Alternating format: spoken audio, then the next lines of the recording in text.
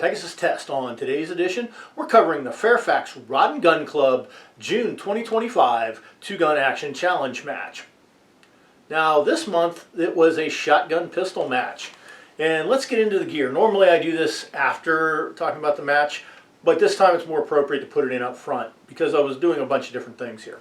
First of all, brought out the old trusty 870. This particular one had been a police shotgun that I picked up at a local gun shop as a police trade-in. I think I paid about $250 for it. Had a lot of cruiser wear on it, so I've covered it with a gun skin, as you can see here, and that really made her look pretty. Replaced her forearm. I don't know what happened in the cruiser. The forearm had a big chunk missing out of the wood, so I replaced it with a Magpul forearm, added a Crimson Trace light, and it's a pretty reliable gun, and it worked very reliably during the match. Any hiccups that may have occurred are the fault of the operator and not the gun. The pistol I used, a Polymer 80 Gen 1 with a Zev 35 slide on it and a KKM barrel. I used this pistol at the very first Desert Brutality, and I've used it at several matches since then. It's always performed great for me until this match. And I'm going to have to do some rooting around and find out what went wrong. First off, had trouble chambering. Then when I could get it to chamber, the trigger would go dead. I could get it to dry fire, can still get it to dry fire, but live round, it's not liking it. So I got to take it apart and figure out what's broken. And I can tell something's broken. I don't know if it's coming on camera. Something's rattling around inside. So probably I've worn a part out and broken it. But you know, you have to press on these circumstances, and I'll be thankful to Sean on my squad who lent me his Glock 47. So I just pressed on through and used his pistol, as you'll see here in the upcoming stages. Now about the rest of my gear. I'm using Alice style equipment, and I say Alice style because it's all Korean made stuff. It's not actual USGI stuff, other than the M12 holster and the Bianchi drop leg platform here. And I had this Korean stuff because some local surplus store a few years back was going out of business, and I got it for literally pennies. So what I have is a shotgun pouch on each side that holds 12 rounds. And I have two pistol mag pouches that attach with Alice clips. They're clones of the USGI pouch. In the back I have two canteens and a med pouch. The med pouch is USGI, mid-80s style, usually used by the Marines. The canteen pouches are functional, but substandard, and by substandard I mean the placement of the clips. They don't ride right. The material is not as stiff as a USGI canteen pouch, so once you take the canteen out, getting it back in is very troublesome. So I'll probably have to just put canteen cups in here as a substitute, and obviously get better canteen pouches. The shotgun pouches for the ammo, though, were a little bit frustrating. The elastic is substandard. This is like probably the second time I've used them, and the elastic's already shot pretty much, and I didn't leave them loaded because I know if you leave shells in your elastic loops I can wear them out, but not in this case. I didn't do that, and yet on several stages that if I left the pouch open, the shells should have stayed in the loops, and they didn't. I was dumping shells everywhere. So I'm going to have to find an alternative or upgrade to this rig, and that was the kind of the purpose of this match. Is I believe that if you have a long gun, it should have a sidearm to go with it. You should have a rig to go with it. And this was a particular one I made for this setup. I had high hopes for it, but it's a little substandard, so it's going to need an upgrade. Anyhow, enough of that. You understand my gear. Now let's get in the match and see what happened. Last third time. All right, so first stage of the day for us, and already it's gone bad for me. My pistol malfunctioned, as I mentioned in the intro there.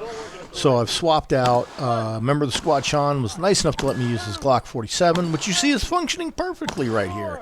And I'm off to a really good start on that spinner for 5 rounds. And then after that, the misses started coming, which is frustrating. Me and spinners with 9mm is a hit and miss proposition, literally.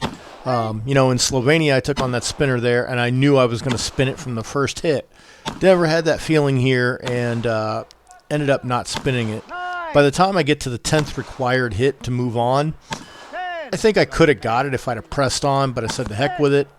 Just took the required shot, holstered up as per the regs, moved to the middle position here. And I load, I believe, 5 rounds, and I'd forgotten just how many rounds the tube would hold. It'd been a while since I used this shotgun. Holds 7. So I put 5 in, knowing that however many I expended here on this popper and toaster thrower, that I would just replace when I got to the tire. Got tricked up there about where the safety was because I was on Mossberg. Took 2 hits to get the popper to go down, then I missed the clay.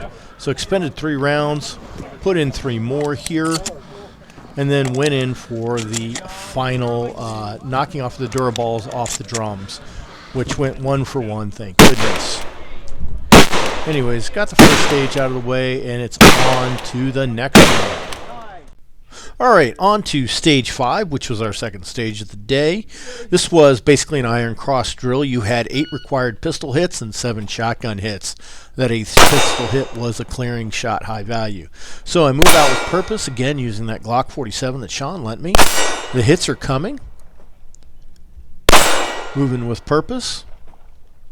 Getting the hits. Now here's where it's going to start to go wrong. Get the hit, drop the mag, get the hit. All perfect with the pistol. Now this is where the substandard gear starts to work against me. I'm fighting to get into the pouch. I'm fighting to get the rounds out. The losing rounds. Fighting to get them in. And as you'll see here coming up, one of the rounds is just going to fall straight out of the pouch. I drop one, you know. Yeah, it was very frustrating. I obviously took an eon to load the gun. There's the round that fell out. And just having practice reloading the shotgun. And here's where it showed. And this is what killed my time in an otherwise great run. Because once you see I get a loaded gun here, things start to happen.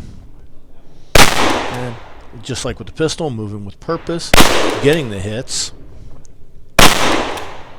And overall, the Iron Cross is a great drill. Had a lot of fun on this one, but I got to work on my shotgun reloading skills. Let's go to the next stage.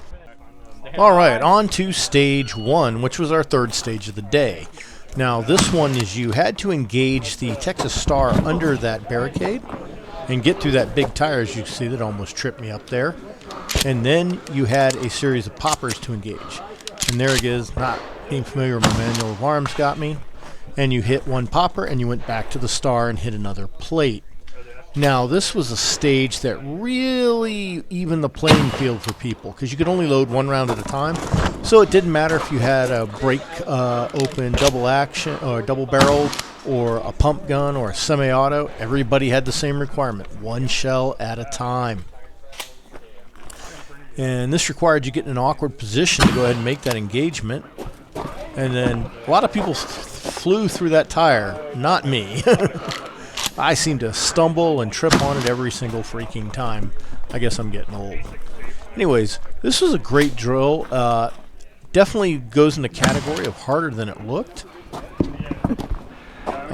You know, you just took a few steps, went through the tire, but it was awkward. It's a big earth mover tire, but you had to bend down and lift your legs high, as you can see there. You also, this shotgun became a stick once the round had been fired. And I think that's why they did it that way. It was a great safety measure. Although, you know, it didn't intentionally flag anybody, but it was nice to know you had the option there of being able to not concentrate on the 180 and concentrate on the movement. Show clear. All right, moving on to stage 2, which is our 4th stage of the day. You started with your shotgun pre-stage on the table with 5 rounds. This was Virginia count. You got 5 shots and you had 5 clays you had to break. Once you did that, you switched over to a mini-mo engagement, which we'll get into. So as you see, I'm taking very deliberate aim here because if you miss the target, you have to re-engage it with your pistol to get that clay, and that's just going to eat time. Now I'm going after the mini-mo. This is with the borrowed Glock 47, so I'm not used to the sight, so it takes a little while to get the headshot. And it takes a little while to get the head go back up. And you notice the RO called it right there. It didn't stay up, but he had already called it, so he allowed me to have it. You're good. Yep. All right, last stage. Stage 3, our 5th stage. And it would not be a Pegasus test video at a match if I didn't have camera gremlins, and they happened here. So on this run, the iPhone got something on the lens and the image was just crap. And just as I'm reaching the very end of this run, the GoPro battery will give up the ghost. But anyways, enough of that. What you have to do here, you had 4 targets you had to hit from the VTAC on each side. So that's 4 per side. And then at the middle cone, you had to get a plate on one of the hits on the double spinner. So this was a reloading and movement game. Now, you weren't confined to any specific port. It just had to be any port here on the VTAC. If you wanted to keep using the same one over and over, that was completely a valid option. You had to hit the knockdown plate downrange. And then when you got to the center position, which you'll see me get to here after this incredibly long reloading time here, but it was worth it. You know, only had to do 1 major reload. I actually came in first in my division on this stage, so I'm not going to complain. Yeah, I took that one on the move, came over here, got my other hits, moved back, also on the move. Get this last hit. Boom, that clears that side. Boom, that's that. And the camera died. All right, well, that's the match. I wish I'd have done better in some cases. Wish my pistol had worked. I think switching up to a different pistol, even though it wasn't radically different from what I brought, you know, I think I got in my head a little bit. I've definitely performed better under times. My shotgun loading was substandard because I haven't been practicing with it. So there's an important lesson learned. Practice your stuff. You don't use a shotgun much, but you may have to still practice the skills if you want to be proficient with it. You can't just leave it in the closet, pull it out once a year, and expect to be top-notch with it. Now, we saw a lot of cool things at this match, and I think it's really cool that Fairfax is willing to be open in their 2-gun action challenge match by occasionally making it shotgun pistol instead of always rifle pistol or carbine pistol, and that forces people to test their skills. I saw people show up with double-barreled over and unders. I saw people show up with semi-automatics. I saw people show up with box feds. And across the board, the match was pretty well designed that certain stages would play to certain type of shotguns. Certain stages, as you saw earlier, like it didn't matter what gun you brought because you had to single load, so it leveled the playing field. And then there was other ones that if your shotgun was very high capacity, you definitely had an advantage over the lower capacity guns, be they pump or break top. Anyways, I hope you found this match enjoyable to watch, and I hope you found this information helpful and informative. Please comment, like, and subscribe, and tune in for future match videos.